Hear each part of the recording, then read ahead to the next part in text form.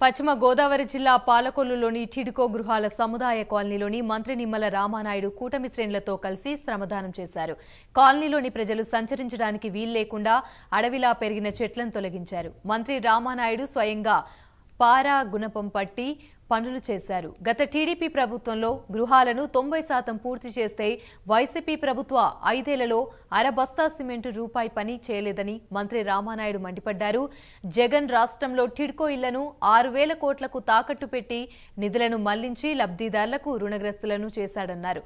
YCP ప్రభుత్వంలో పేదలు, మహిళలపై కక్ష సాధింపుకు టిడ్కో ఇళ్లను నిర్లక్ష్యం చేశారని మంత్రి రామానాయుడు తెలిపారు.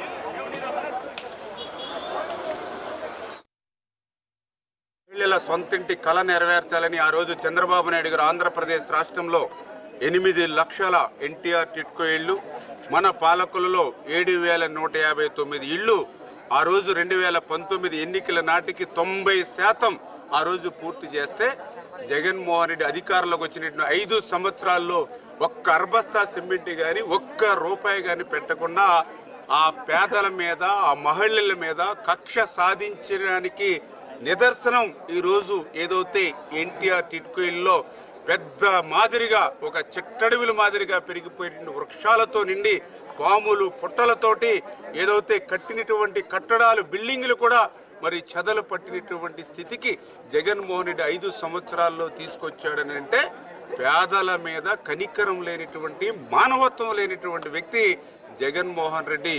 అందుకే ప్రజాస్వామ్యంలో, రాజకీయాల్లో జగన్మోహన్ రెడ్డి వ్యక్తి ఉండడానికి అర్హుడు కాదు అనే విషయాన్ని సందర్భంగా తెలియజేసుకుంటూ ఉన్నా.